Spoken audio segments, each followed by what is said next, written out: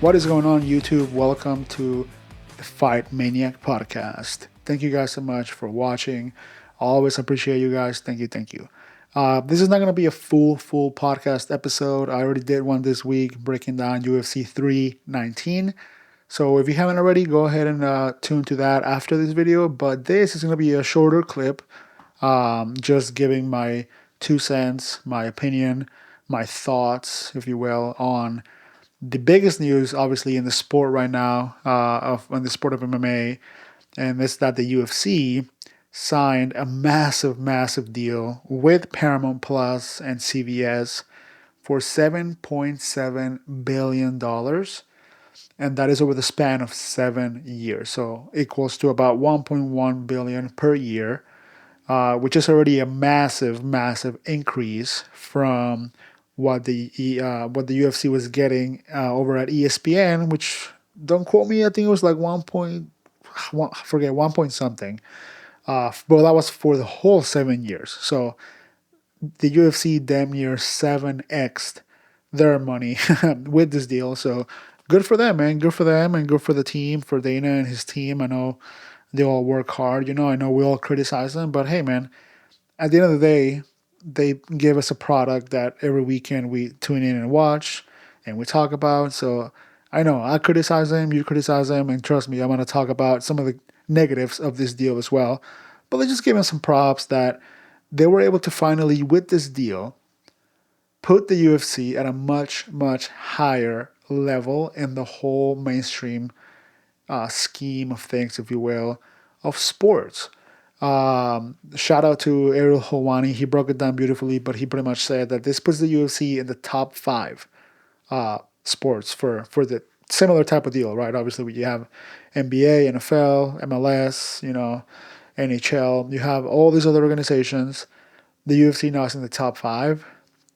So that's good. That's really good. That's good for the sport, good for the overall world of MMA, just more eyeballs in general, which is great. That's thing number one. I just wanted to put that out there. That being said, there are a lot of cons to this deal. Well, let me just talk about some of the pros still. I mean, just let me not go so much negative here in a sec. Obviously, for us, for the viewers, for the fans, or for new fans that will want to watch the sport and enter the sport, it's not going to be much cheaper, much easier, more accessible. Obviously, all you would need is a Paramount Plus subscription. Compared to the model that it has been for a while now, we all know, obviously, painful, $80 per pay-per-view. It's just, at one point it was unbearable. I mean, if you're making minimum wage, if you're living paycheck to paycheck, how the fuck are you going to afford that, right? Luckily, don't ask me why, but luckily there are ways, there are things you can do to watch every single UFC pay-per-view. And I'm not talking just small fight nights. No. I'm talking, obviously you guys know. There are ways. So we all know it's a big problem. I think that this deal will kind of tackle that problem in the sense that, like, okay, if you already have a Paramount subscription, then that might discourage you from pirating the fights, right? And actually going to the platform and give the platform the give the platform the number, right? Because before, ESPN would be like, I mean, look, we have this much numbers, but we don't know how many are watching it on other platforms and obviously pirating it, right? But with Paramount Plus, you'll be able to say, okay, I already have Paramount Plus. Let me go ahead and tune into that rather than watching it on a pirate website. Obviously, that will help the number overall, right? Paramount Plus is still, I would say, not as popular, obviously, as Netflix, and I'll talk about this here in a second too. But yeah, that's obviously better for us. Less money. It was costing us somewhere of $1,000 per year to watch every single pay-per-view and fight night. And versus now, it's going to be, I think, like 100 and something, right? So overall, massive W for us. More easy, more accessible.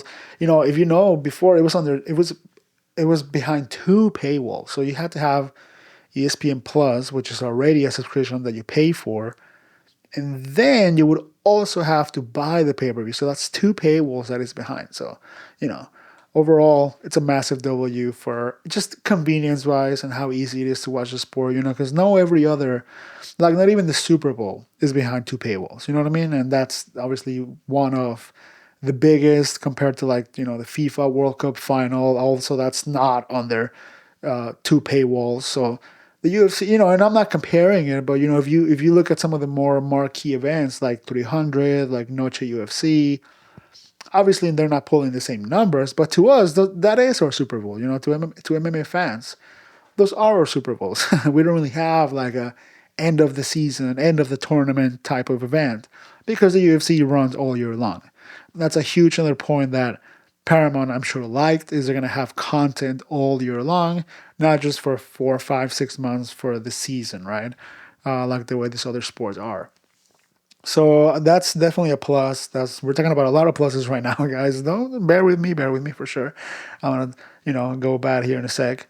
What else is a plus? I think the way Dana White thinks, sometimes I like to think, how does Dana White think? And obviously that's a stupid thing to say, right? He's a fucking billion-dollar mogul that's out there signing deals and, just fucking super businessman. And I'm just some dude, right? So, but sometimes I'm like, okay, how does this dude, what is he thinking, right? So the way I kind of see this deal is what Dana White kind of sometimes what he brags about is it's just eyeballs, not necessarily pay-per-view numbers, not necessarily if the product was good. He does like to say, when we had a good fight, he gives the props. But a lot of times he would say, oh, we're trending in, whenever there was the Chinese fighters, we're trending in China, 3 billion eyeballs in China. Or, or we're trending on socials, we're trending on TikTok, like where he used to have that thing that would piss me off every time he would say it, but he would say, if you look at our social numbers, we're bigger than NFL, NBA, MLS, F1, and he would just name every single sport out there. And it's like, dude, I mean, what are you trying to say? Like the UFC is the most watched thing in the world? But obviously, he was pretty much talking about just one platform, right? And he was just mainly talking about eyeballs and clicks. Obviously, that doesn't translate to pay-per-views. That doesn't translate to subscribers to ESPN Plus, before or now Paramount Plus. That doesn't translate to merch, to ticket sales, to none of that. It doesn't. It really doesn't. It's a very small fraction that will translate to actual revenue. But Dana White likes to brag about that. So I think now, if you look at Paramount's Plus subscription base, I forget the number exactly, but they have a lot more subscription, people subscribe to them than ESPN Plus. And it makes sense. It makes sense, obviously, because they have movies, they have shows, they have all these other things, right? So then that kind of makes me think, okay, well, then how come if the UFC what they wanted was eyeballs, and I don't know if their ultimate goal was to get away off the pay-per-view model, maybe that's just something that just kind of happened because of the deal, or if they were actively seeking that in every deal they were pursuing. I think that, if that's true, then why not go with Netflix, right? If maybe the money per year would have been a little bit less, I don't know. Let's take a wild guess. Let's say Netflix was offering $6 billion, right? And so you're trying to, as I'm saying this, it sounds stupid. I was going to say, you think Dana White sacrificed $1 billion from rivals? Well, duh, dude. Like, I mean, sometimes we can't really fathom how much is just $1 billion, right? So, that kind of makes me wonder. But it does make me wonder, like, okay, what was the Netflix deal behind locked doors? What was the numbers that they were being thrown around, right? Because with Netflix, it would have been, if we talk about convenience and eyeballs, they have the most eyeballs ever, right? In the whole world. Look at the numbers that, I don't want it's a bad example, but look at the numbers that Jake Paul did versus Mike Tyson. I mean, those were some big numbers, obviously. So it makes me wonder what was the deal that was being worked with Netflix. And yeah, I'm curious to know. But at the end of the day, they ended up with Paramount Plus. They have a decent number of subscribers. I think it's in the 300 millions or something like that. Which again, it's way, way more already than ESPN Plus. So in that aspect, it's a win, right? Now, let's talk about the other side of the coin. Obviously, the one it's been brought up a lot too. It was asked. Dana was asked this in the press conference in the Contender Series. Oh, by the way, I finished watching the Contender Series and then watched the press conference, and then they asked him all these questions. He promised, right, that the product itself wouldn't be watered down. So as long as he keeps that word and he keeps that promise, we're good, right? Because obviously it's easy to say, oh, well, obviously it's whatever, 90% cheaper now. Will it be 90% shittier? The product, the fights, are they going to be ass? Are we going to have, one or two good fights per card and the rest are going to be ass? Are we going to get less fights per card? We haven't even talked about that. Like, how are the actual structures of the events going to change? Are the number of fights going to change? They're usually, I would say, about, I don't know, 10 to 12 fights long each card, depending. Obviously, people pull out and get injured all the time. But yeah, will we get maybe 6 fights per card, right? In order to fulfill all those cards that they want. And, you know, luckily, like I said, Uncle Dana said that that wouldn't happen, that the product wouldn't be watered down. So already that's a good plus. And again, as long as he sticks to that, we're Gucci, right? Then the other thing that was brought up was fighter pay. Obviously, it's a big topic. It's been a big topic for a little while. Very controversial topic. And I've heard a few different opinions about this. I've heard Dana White himself said in the press conference that he doesn't know right now. He kind of wiggled around the question, but he said that he doesn't know right now how the fighters' pay will be affected as far as maybe increasing at a certain percentage or a certain amount. He did confirm what he could confirm. He pretty much said, hey, I can't talk about that right now, but what I can confirm is that bonuses are going to go up. So already that's one plus, right? Again, as long as he sticks to that and he's just not talking just to talk, that's already a plus for sure. I like that. The fighter pay situation is interesting. Well, like I said, I've heard a few different examples out there from people like Ariel Hawani, Luke Thomas, and other people on the internet. For the most part, they all seem to have a consensus that the fighters are screwed in this situation, which is kind of true and kind of not. Because if they're looking at it from the previous model, from the previous pay-per-view model, it was like, okay, the fighter, especially if you're in the main card, you sell. If obviously you're the main event, fighting for a championship, you sell the fight, right?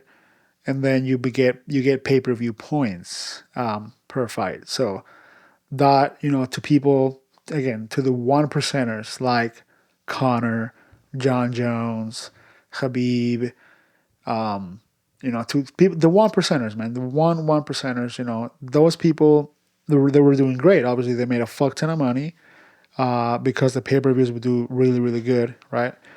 But the question is, moving forward, how is that model going to be? Because the way I see it is the fighters now don't have an incentive to sell the fight. If they're on a fixed deal for that fight, like if they sell, a good example is, a new champion like Ilya Topuria, who's only defended the belt once. And he got probably good pay-per-view points from that fight night. For the pay-per-view, but most likely won't fight again this year, and most likely will fight again 2026 with the new TV deal. How is so if he is, for example, I'm not saying it's gonna happen, but just for example, if he's on a fixed contract of like, okay, you're gonna fight whatever, you're gonna fight Arman Tsarukyan. Your fixed deal for that fight will be whatever, $1 million. Obviously, I don't know. I have no idea what he's going to make, right? But let's just for the example, your fixed income for that fight is going to be $1 million. Well, now Topuria is like, all right, well, maybe in previous fights I was making 800,000, but I was making also pay-per-view points, which maybe would put me over that 1 million, and maybe potentially higher into the 2 millions. Again, this is a bad example. Don't take those numbers to a quote. I'm just making shit up. I'm just providing an example. But now, what is his? Obviously, the pay per view model is a risk because okay, what if you sell the fight? What if you promote the fight? But what if nobody tunes in? What if you're not a pay per view draw? What if you are somebody like hurts to say it, but what if you are a champion like Bilal Muhammad? What if you are a champion like Pantoja, who's been for the most part co-main event, and it's not a huge draw? What happens to those fighters? Well, obviously they are the ones that get screwed in the pay-per-view model, right? Now I think it'll make it just more even for the champions to say, okay, we're all making a similar, not amount of money because the contracts will be different, but at least we're all making a flat, fixed income, right? Fixed. So now, what will the incentive be to sell the fight and to promote the fight and to go on this? We hear from fighters that the week of the fight is crazy media obligations and interviews and press conference. And obviously they do some of their own too before the week of the fight. They sell it on social media. Some of them are better than others, obviously, but they promote their fights on their own way on social media. What is the incentive now to promote a fight if A, it's not pay-per-view, and B, you're getting a fixed income for that fight?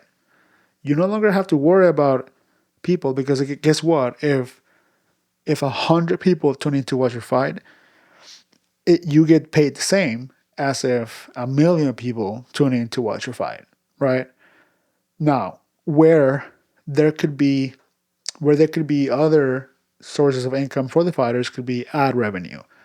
Obviously, Paramount Plus and Paramount and other some streamers and some platforms are better than others, but actually I'm not 100% sure because for example, if you go to Amazon and you watch movies or TV or shows on Amazon, they have ads, right?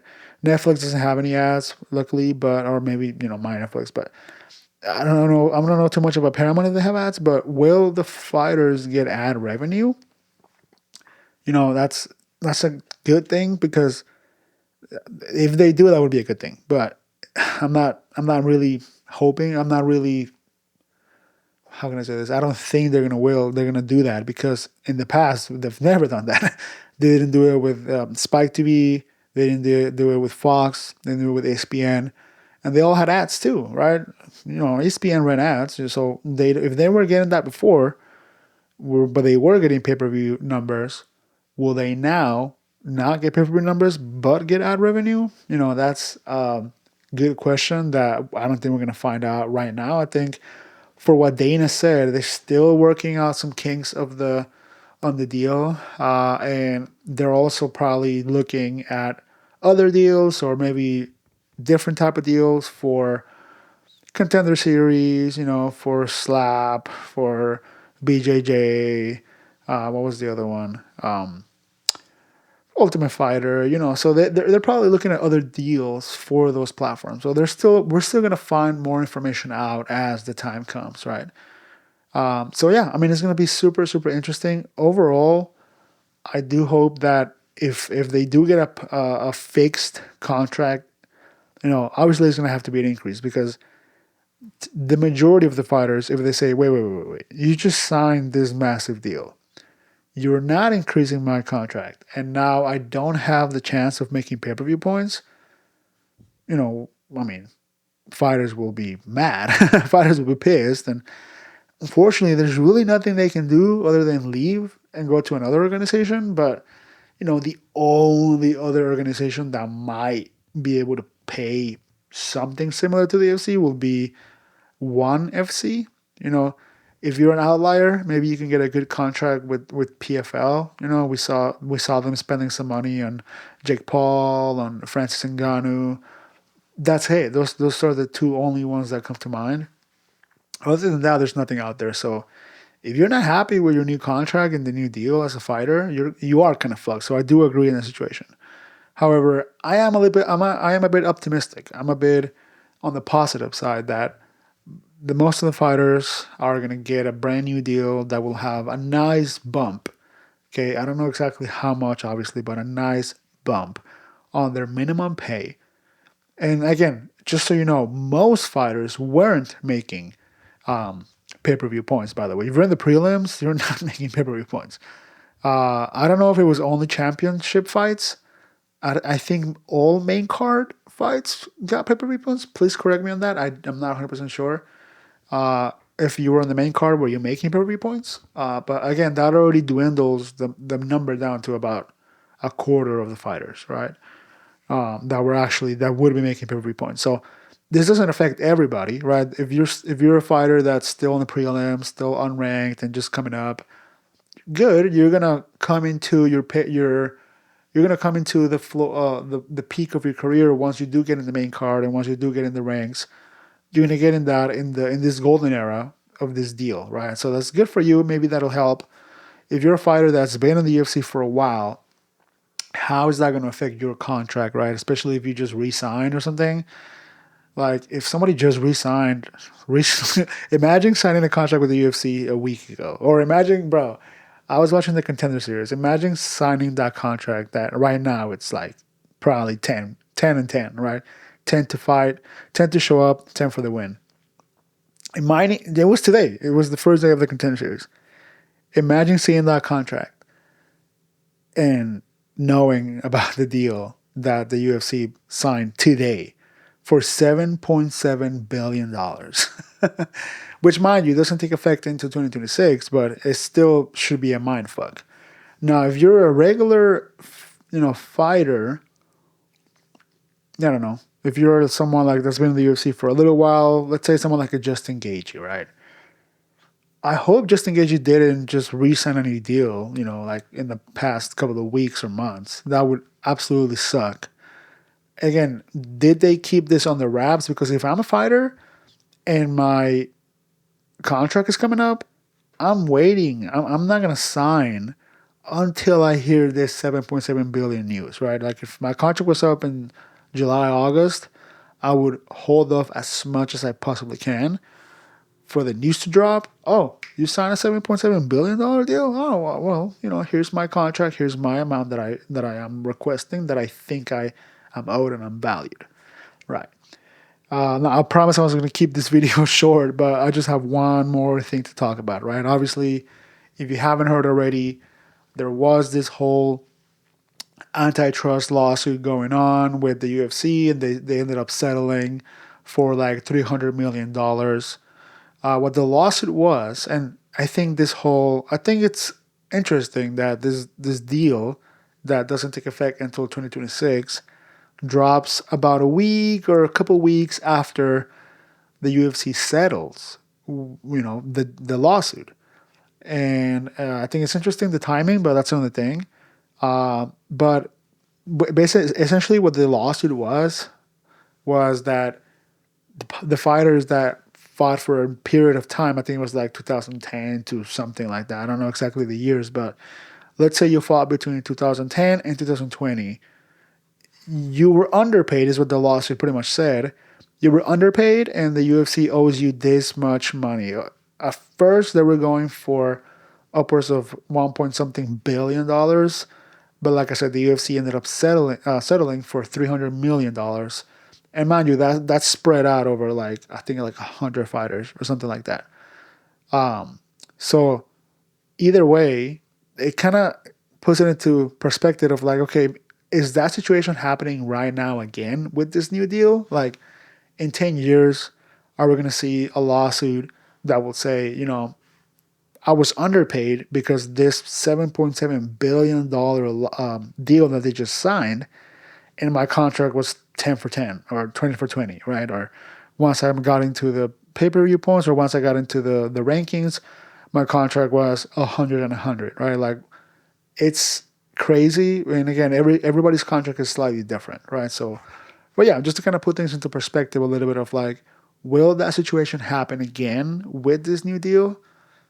I guess we're just gonna have to wait and find out. A lot of these things, a lot of these questions that we have, that I have, are just things that we're gonna have to wait and see, and with time, hopefully, as it gets closer to 2026, and as we hear more and more about the deal, and like Dana White said, they're still figuring out some kinks and some, crossing some T's, dotting some I's. Hopefully, we'll get some information out there. And my last point here, and then I'll end it here. I promise. Is that I'm wondering how much is the actual percentage that fighters are getting off of that revenue. Because again, if you look at other organizations like NFL, NBA, they're getting upwards of 50% of the company's revenue. And that's a good number to have, but we don't know how much the UFC fighters are making. I mean, it's not 50%. I think it's less than 20, right? I think I heard somewhere out there 18%, something like that. I don't know. But one thing to keep in mind, and one important thing that I think a lot of people missed, and when they're complaining about, oh, the fighters are screwed, maybe. But one thing to keep in mind is that the fighters in the UFC aren't employees of the UFC. They're not employed by the UFC. They don't get a paycheck by the UFC. They don't get a 401k by the UFC, right? They don't get health benefits by the UFC. This is all things that you would get on a regular 9-to-5 job, right? If you understand what the difference is between a 9-to-5 and being a regular independent contractor, then you pretty much understand how these deals work, because that's what the UFC fighters are to the UFC. They're independent contractors, but they have some sort of exclusivity deal where you cannot go fight in any other organization, right? But you're only going to contract with us. However, you're not employed by us because you don't get the benefits. Like if you work for the UFC in the marketing department, in the accounting department, you get all these things. You get a 401k, you get health benefits, right? It's required by law. But if you have independent contractors, which essentially would be the same thing as if the UFC says, this office needs a new paint job. Sorry, I need the mic. If the UFC says, hey, you know what? Our headquarters need a new paint job. Let's go ahead and hire a contractor to come in because the UFC doesn't have a paint department, right? Let's go ahead and hire a contractor that will come in and paint this building or the office, whatever. That's what I'm explaining to you what a contractor is. I mean, that sounds so stupid. I'm not trying to say you guys are stupid, but that's essentially what the UFC fighters are. The UFC is essentially saying, we need fighters. Let's go ahead and contract these fighters independently, but we have an exclusivity deal. So if you are that paint company, that paint job company that's going to come in and paint the whole office, imagine you own that company, and imagine the UFC told you, by the way, you cannot go and paint nobody else's office or homes. You have to only paint the UFC's headquarters. That's it. That's all we want, right? And we're gonna pay you maybe what you're owed or maybe not, but essentially you're not gonna paint nobody else's houses or offices. That's what the fighter's contract is in a nutshell. Again, they're not employed by the UFC. They're contractors. Therefore, the UFC kind of, they don't have to do anything. They don't have to increase their pay. The way it works is you kind of earn your pay. Obviously, if you do better, if you do well, if you go up in the rankings, you get a better contract. You can't have leverage if you're still if you're still a fighter that's in the prelims, that has losses in your career, that has maybe gone backwards in the queue rather than up. So yeah, it's it is what it is. But at the end of the day, I hope this deal brings more positive than negative. So that's it for today, guys. Sorry for rambling along. I just wanted to get my thoughts out there. But thank you all for watching. I appreciate you all. As always, if you want to support me, all you got to do is hit the like button, hit the subscribe button, and leave me a comment, man. Let me know how you guys are feeling today. Let me know if what I said made any sense at all, or if your boy's just yapping. So thank you guys, and peace. See you on the next one.